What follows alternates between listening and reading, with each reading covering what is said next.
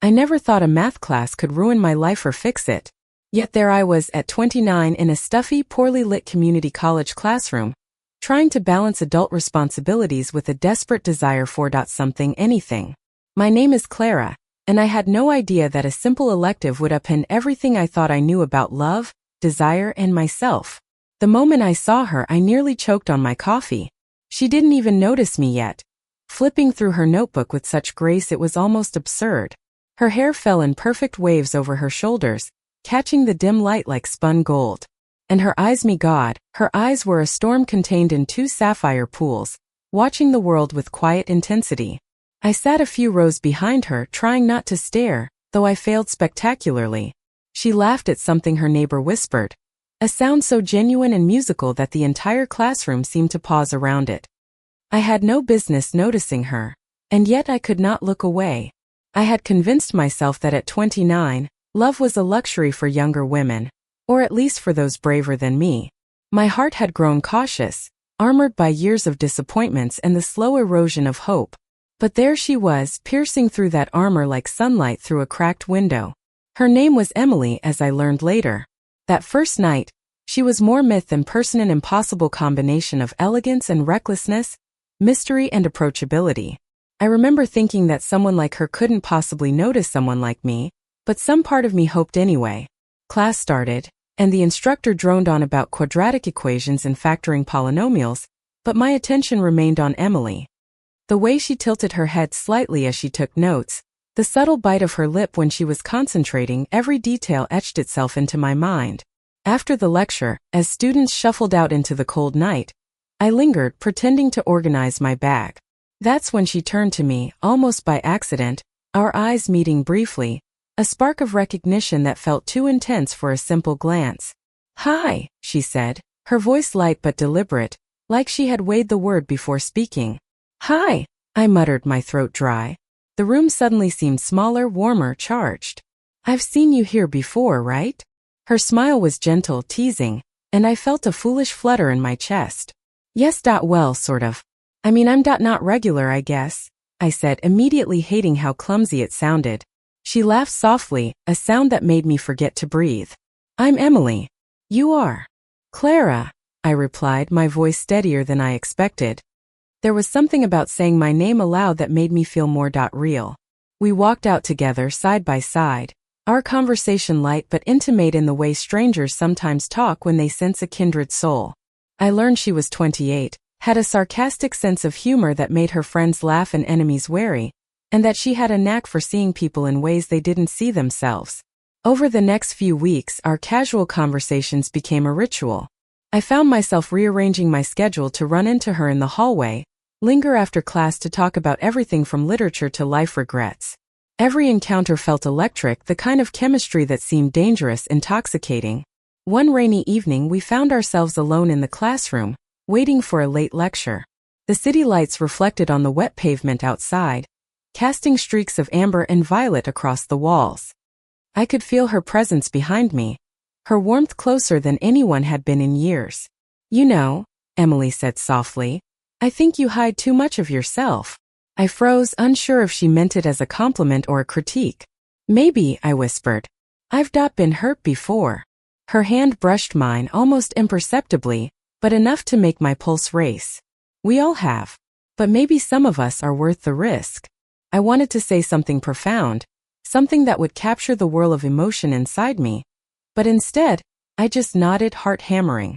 In that brief silence, something unspoken passed between USA recognition of mutual longing, of lives quietly aching for connection.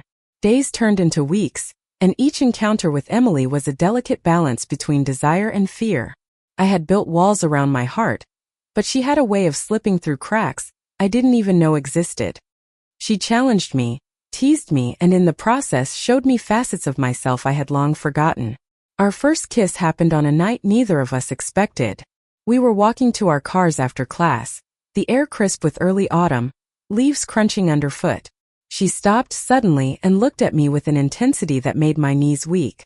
"Clara," she whispered, and I felt the world narrow to just us. I leaned in, almost instinctively, and our lips met in a hesitant, searching kiss that quickly deepened. It was electric, frightening, exhilarating. I felt every doubt, every fear, every hope coalesce into that single moment. From that night, everything changed. Our relationship unfolded in secret at first, a series of stolen moments in classrooms, coffee shops, and rainy street corners. Each encounter was a revelation, a challenge to the life I had thought was safe and unremarkable. Yet it wasn't all bliss. Our connection brought vulnerability, and with it, inevitable conflicts. Emily was independent, fierce, and sometimes frighteningly honest. I was cautious, protective of my emotions, and prone to overthinking. We clashed often, sometimes over trivialities, sometimes over fears too deep for words. One evening, after a particularly harsh argument about my reluctance to commit fully, I walked away from her apartment in tears, feeling the weight of years of solitude pressing down on me. I wandered through the empty streets, the city lights blurred by rain on my glasses. I wondered if I had ruined the only chance I had for happiness. But Emily didn't let me go. She found me sitting on a park bench, shivering, and without a word sat beside me. Her hand found mine again, steady and sure. "You can't run from this," she said simply, her eyes softening. "Not from me, not from yourself." In that moment, I realized love wasn't about perfection, it was about presence, vulnerability, and the courage to face life together. Slowly, painstakingly, we learned each other's rhythms, fears, and joys. We laughed, argued, cried, and celebrated, weaving a bond that was both fragile and unbreakable. And in her arms, I discovered a version of myself I had long thought impossibly, a woman capable of trust, passion, and deep, abiding love. By the time I turned 30, our lives had intertwined so completely that the idea of separation seemed absurd. We shared a tiny apartment filled with books, plants, and traces of our shared adventures. I no longer feared the future, because I knew we would face it together, come what may. Emily had changed everything, not through grand gestures or dramatic proclamations, but simply by being herself, by challenging me to be brave, and by loving me in a way that felt both exhilarating and safe. And I, in turn, learned that it's never too late to find a love that transforms you, that illuminates the parts of life you thought were gray, and that makes every ordinary moment shimmer with possibility. The weeks after that night felt like walking on a tightrope suspended between exhilaration and fear. Every text from Emily, every glance across the classroom, sent my pulse racing. I wanted to tell everyone, to shout it from the rooftops, yet a part of me feared the consequences, society's judgment, the whispers behind closed doors, even the possibility of losing her if I revealed too much too soon. Emily, of course, noticed the hesitation in me. She had that uncanny ability to see the cracks beneath my carefully maintained composure. One rainy Thursday, she cornered me outside the lecture hall after class, rain dripping from her hair and clothes, eyes blazing with a mixture of frustration and tenderness. "Clara, what are you so afraid of?" she demanded, her hands on my shoulders. "Afraid of what, exactly?" I looked away, ashamed. "I don't know if I can handle being open. People are complicated. I'm complicated. Maybe this isn't supposed to happen." Her laugh was soft, almost sad. "Isn't supposed to happen? Clara, love isn't a schedule or a plan. You don't get to decide what's supposed to happen. You just feel it. You let it happen. That's the whole point." Her words hit me harder than any argument we'd ever had. I felt exposed, vulnerable, yet strangely relieved. Somehow, Emily's clarity cut through the fog of my doubts, and I realized that love had never been about certainty. It had always been about courage. From that day, I made a conscious decision to let go of my fears. I began showing up not just physically but emotionally, allowing myself to lean into the intimacy we were building. Emily noticed, of course. Her smiles became warmer, her touches lingered a little longer, and the playful teasing in her eyes softened into something more profound: trust. One weekend, she invited me to a small art gallery downtown, a place she frequented for inspiration. It was intimate, quiet, and smelled faintly of turpentine and old wood. She held my hand as we walked through the exhibits, explaining the stories behind abstract paintings with infectious enthusiasm. I realized I could talk to her about anything: my regrets, my fears, even my most trivial thoughts, and she would listen, not just politely, but with genuine interest and understanding. "Why didn't I meet you sooner?" I asked quietly as we paused before a painting of a stormy sea. Emily tilted her head, her hair falling over one eye. Maybe timing is everything. Or maybe it's meaningless. All that matters is now, Clara. Her words settled in my chest like a warm ember, a quiet reassurance that the universe had its strange, unpredictable ways. As our bond deepened, so did the intensity of our emotions. The thrill of secret rendezvous was intoxicating, but it also brought fear, the fear that someone would see us, judge us, or worse, that I would lose her because I wasn't brave enough to fully commit. One night we stayed late after class, the campus eerily quiet. Emily leaned against the window, rain streaking the glass behind her, and I watched her with an ache I couldn't quite name. Clara, she said softly without turning to face me. Do you ever think about what happens if this doesn't work out? I swallowed hard. All the time, I admitted. And it terrifies me. She turned, eyes glistening with emotion. Me too. But I don't want fear to dictate this. I want us to take the risk, whatever it costs. It was in that vulnerable confession that we reached a new level of intimacy. We kissed, slow and deliberate, tasting the rain and the quiet city outside. The fear melted into something else: trust, surrender, and the first real taste of what it meant to love without hesitation. Our relationship was far from perfect. Emily had a restless energy that sometimes clashed with my desire for stability. She could be impulsive, taking risks I would never dare. And I, in turn, could be overly cautious, obsessing over small details and worst-case scenarios. We argued. Oh, how we argued. But even in our fights, there was an undercurrent of care. A recognition that every clash was merely a reflection of how much we cared about one another.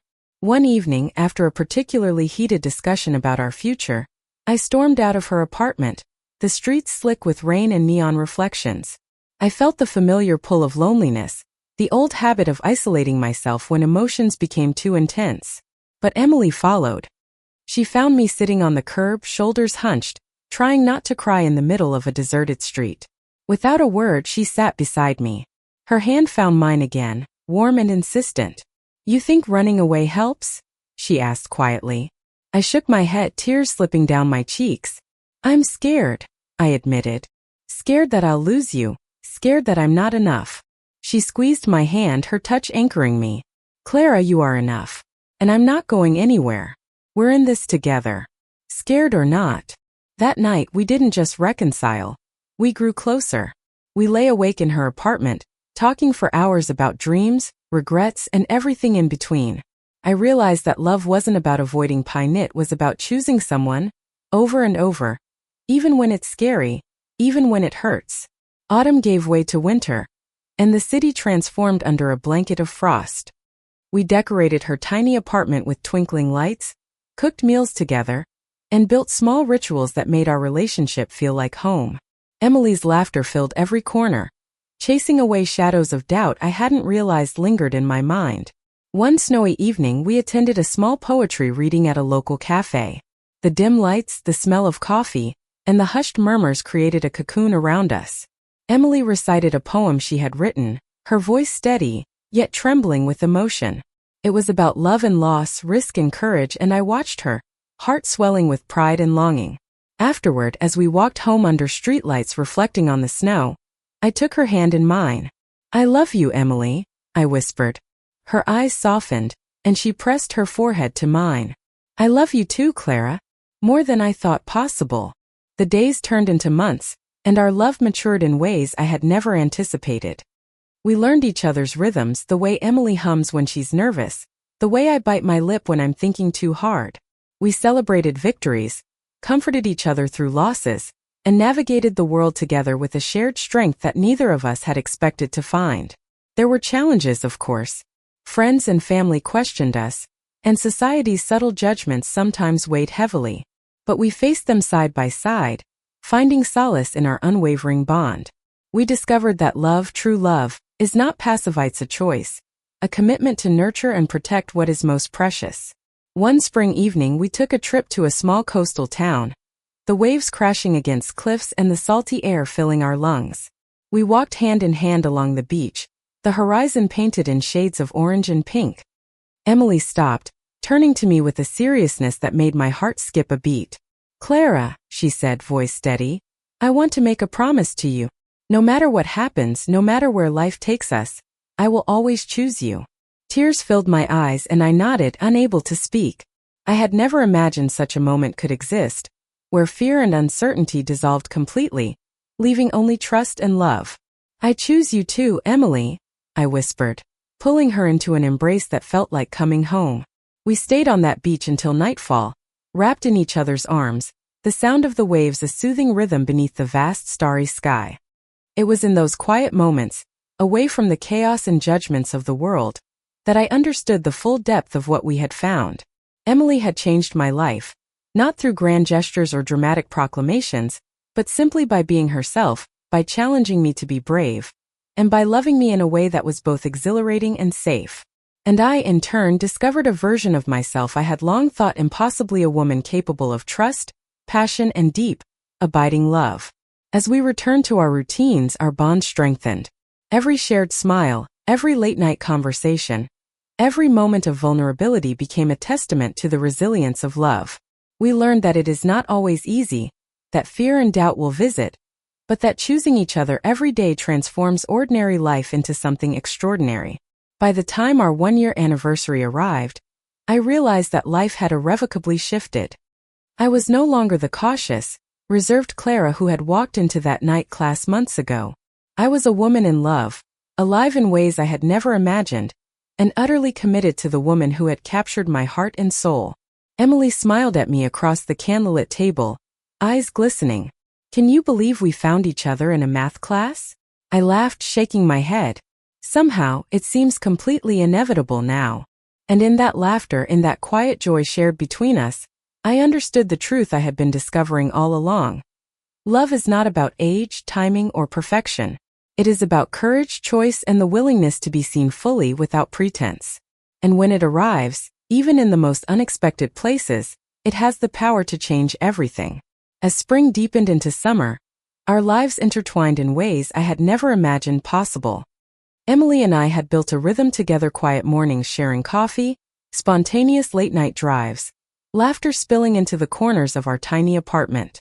Each day felt ordinary and yet extraordinary, colored by the knowledge that we had found something rare, something that could withstand the chaos of the world outside. One evening, she suggested we take a walk along the riverbank near our city. The air was warm, tinged with the scent of blooming flowers and the faint hum of evening traffic. We walked hand in hand, our fingers intertwined, sharing stories and dreams, laughing at jokes only we understood. There was a serenity in this routine, a comfort in the simplicity of shared existence.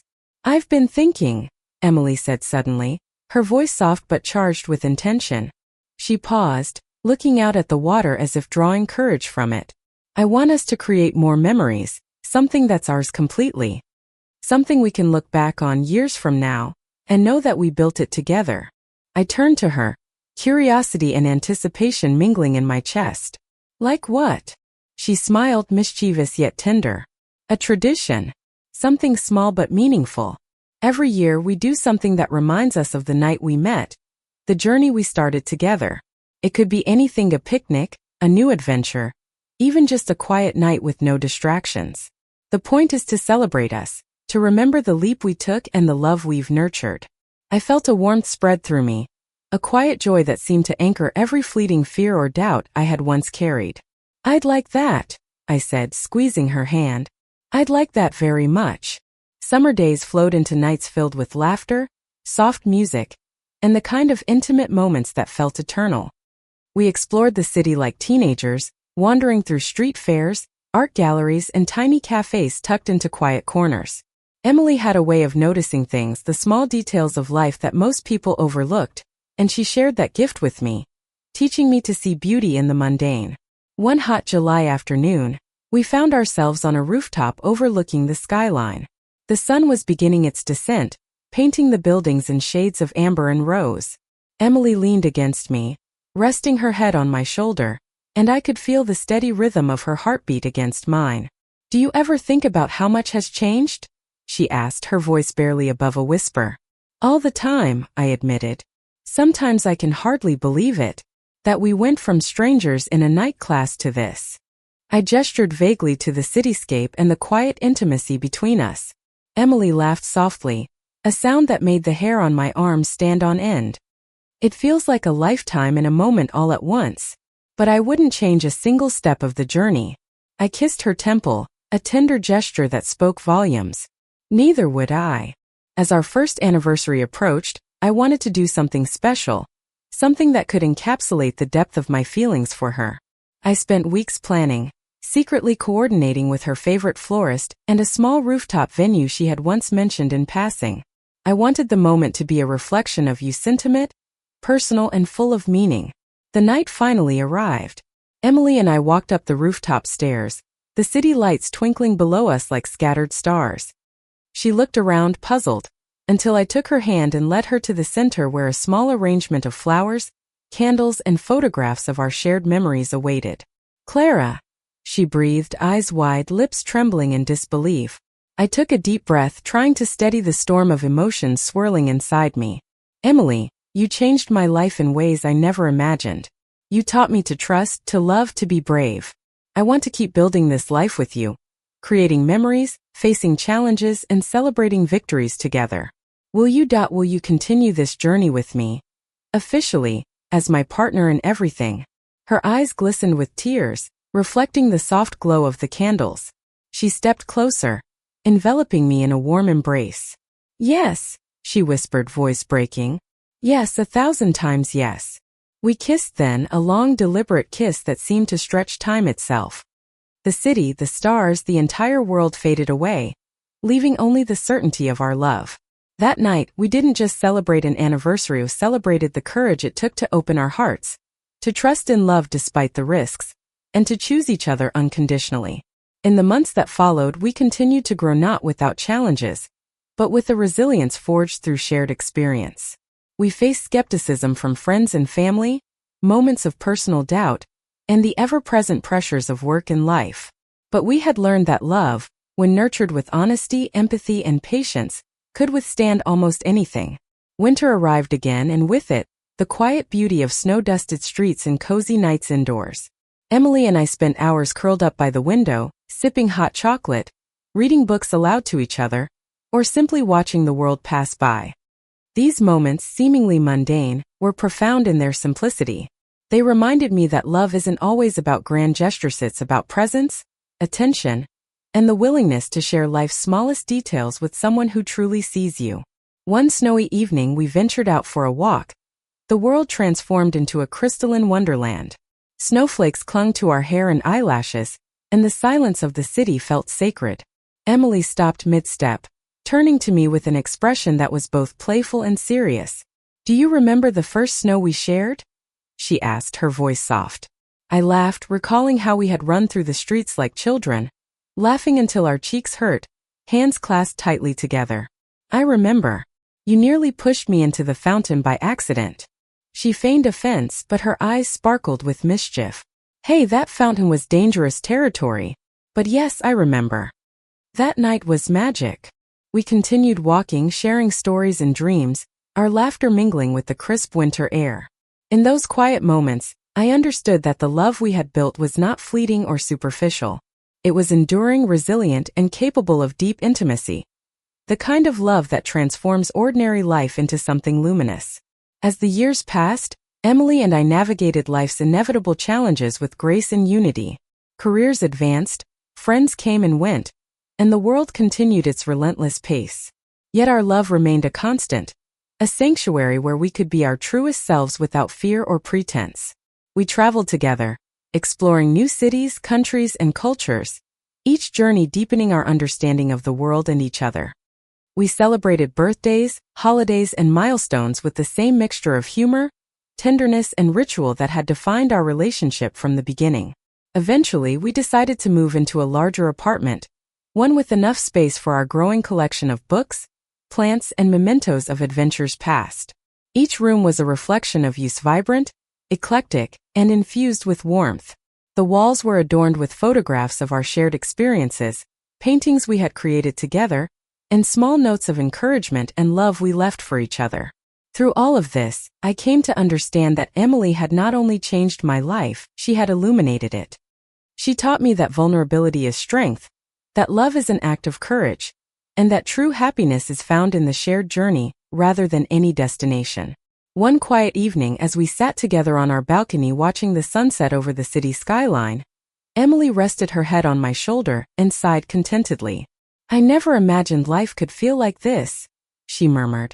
"Neither did I admitted, wrapping my arm around her. "But I'm grateful every day that we found each other."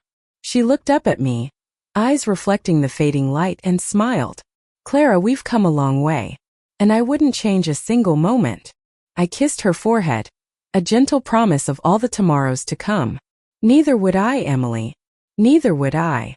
As darkness fell and city lights shimmered below, we sat in comfortable silence, the weight of the world momentarily lifted by the simple joy of togetherness. In her presence I found peace, exhilaration, and a profound sense of belonging.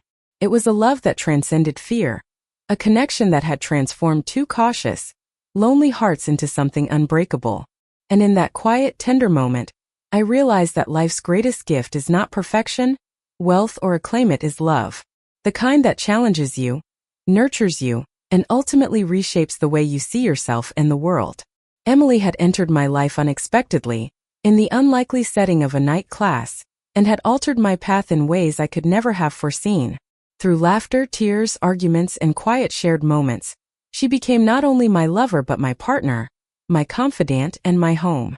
As I leaned into her, feeling the steady rhythm of her heartbeat against mine, I understood something essential. Happiness is not a distant goal, nor is it found in grand gestures.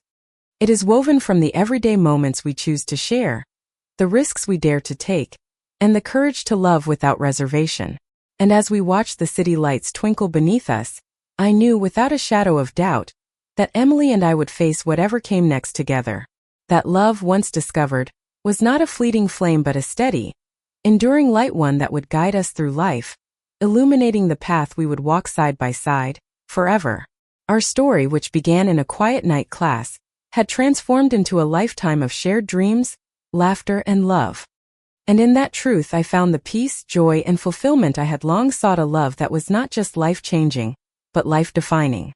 No matter the challenges, no matter the uncertainties, I knew one thing. At 29, I had met the woman who changed my life, and together, we had discovered a love that would endure, beautiful and unwavering, for all the years to come. Thank you for listening. Like and subscribe to get notifications about next videos.